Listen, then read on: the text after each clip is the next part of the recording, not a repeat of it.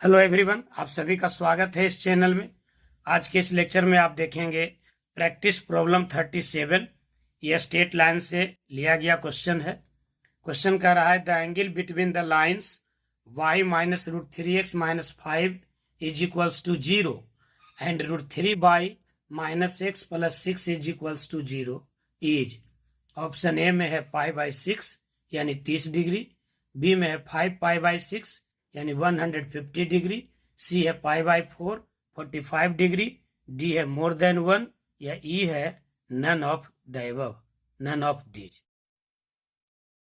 देखिए इस सवाल को, दो लाइन के बीच का एंगल निकालना है तो इसके लिए कंसेप्ट क्या होगा, आइए जल्द से पहले हम उसको देख लेते हैं कंसेप्ट को।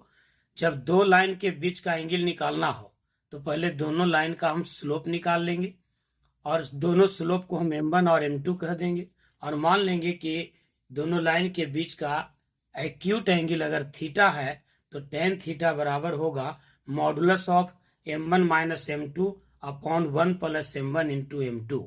तो इस टाइप के सवाल में आपको सबसे पहले ये जानना है कि दो लाइन एक दूसरे को काटेगा तो दो आंसर होगा, तो बहुत ज़्यादा संभावना बनता है कि इस टाइप के सवाल में मोर देन वन आंसर हो, दो आंसर बनेगा।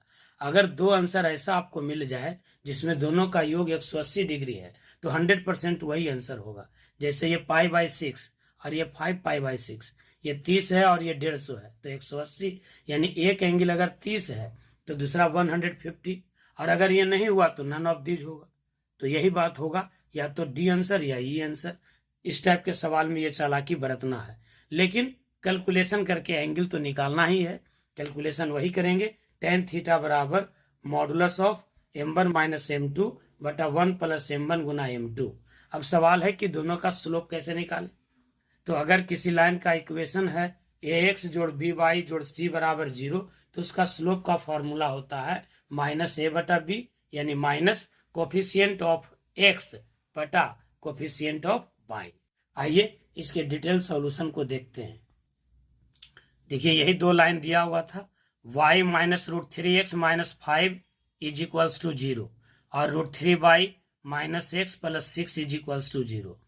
पहले लाइन के स्लोप को हम m1 मान लेते हैं, तो m1 बराबर क्या होगा माइनस न्यूमरेटर में x का कोफिशियंट, तो x का कोफिशियंट क्या है माइनस रूट थ्री बटा y का कोफिशियंट, y का कोफिशियंट हो गया 1, यानी ये हो गया प्लस का रूट थ्री।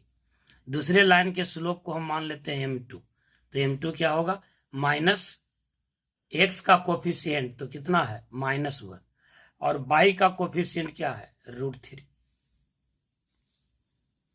अर्थात m1 इज इक्वल्स टू हो गया रूट थ्री और m2 इज इक्वल्स टू हो गया minus minus plus 1 by root three.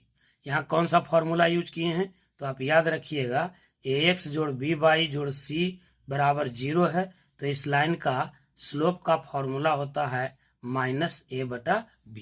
इसी फॉर्मूला को हम लोग यूज किए। अब हम मान लेते हैं कि इसके बीच का एक्यूट एंगल है थीटा, मान लिया कि थीटा जो है वो एक्यूट एंगल है। एक्यूट एंगल इसलिए कह रहे हैं कि जब दो लाइन एक दूसरे को काटेगा तो एक एंगल बनेगा एक्यूट और दूसरा हो जाएगा ऑब्ट्यूस, यानी पाई माइनस थीटा। तो एक एंगल को हम पहले निकाल लेते हैं थीटा और उसके बाद 180 में से घटा देते हैं तो दूसरा एंगल निकल जाता है। तो टेन थीटा के लिए फॉर्मूला होगा modulus of m1 minus m2 upon 1 plus m1 into m2।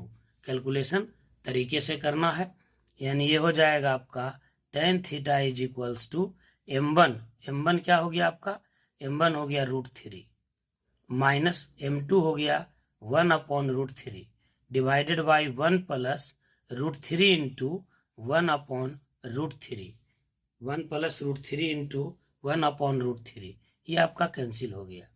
और इसको फर्दर एक्सपेंड कर लेते हैं तो मिल जाएगा tan theta is equals to modulus of, ये रूट थ्री एलसीएम ले लीजिए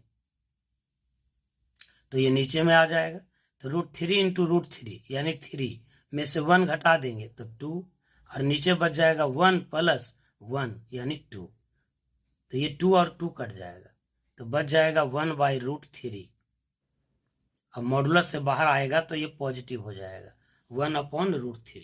तो tan theta is equals to हो गया 1/√3। तो tan में 1/√3 वैल्यू किसका होता है? जब एक्यूट एंगल हो 0 से 90 के बीच में तो 30 डिग्री होता है। tan 30 डिग्री, tan 30 डिग्री को ही बोलते हैं π/6, यानी थीटा इज इक्वल्स टू हो गया π/6। ये एक एंगल हो गया। तो दूसरा एंगल क्या होगा? अदर एंगल हो जाएगा आपका, other angle is equals to pi minus theta, यानी पाई माइनस π/6। तो ये हो जाएगा 5π/6। तो इस टाइप के सवाल में आपको ये देखना ही होगा। तो आंसर हो जाएगा डी, मोर देन 1। एक एंगल हो गया थीटा और दूसरा एंगल हो गया π/θ। अभी हम आपको बताएं कि स्लोप का फॉर्मूला क्या होता है, ax जोड़ b/+ c is equals to 0। अगर स्लोप का फॉर्मूला भुला जाइए तो इसको आप डिफरेंशिएट कर दीजिएगा।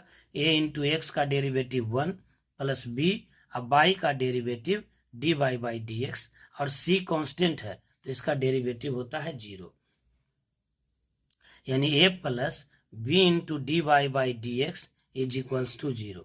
तो b टाइम्स ऑफ dy/dx बराबर होगा -a, यानी dy/dx बराबर होगा -a/b, और इसी dy/dx को स्लोप बोलते हैं। तो स्लोप इज इक्वल्स टू होगा -a/b।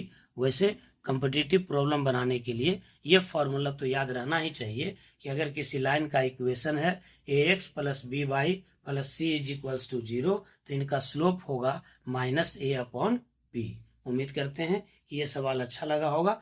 सवाल एक साथ जरूर सबको नोट करते चलिए। ये इस सीरीज का 37 नंबर प्रॉब्लम है। हम समझते हैं कि जब 100 प्रॉब्लम का सीरीज आपके पास हो जाएगा तो ये रिवीजन करने का बहुत अच्छा टूल्स हो जाएगा। इसका एक प्लेलिस्ट बना हुआ है, आप प्लेलिस्ट में जाइए और इसके सारे वीडियोज को एक बार एक कॉपी में अलग से नोट कीजिए और सबको बनाइए। ये प्रॉब्लम का कलेक्शन जो है ये काफ़ी अच्छा है, खास करके TRE 4.0 के लिए। और वो 11th 12th दोनों जो जेई की तैयारी कर रहे हैं अथवा NDA की तैयारी कर रहे हैं, उन सबों को लास्ट मोमेंट में रिवाइज करने के लिए ये सब प्रॉब्लम का कलेक्शन काफ़ी काम आएगा। तो आपसे यही कहेंगे कि इस वीडियो को लाइक कीजिए, चैनल को सब्सक्राइब जरूर कीजिए और अपने दोस्तों में से ज़्यादा शेयर कीजिए ताकि अधिक से अधिक लोग इसका लाभ ले सकें। बहुत बहुत धन्यवाद। शुभ रात्रि।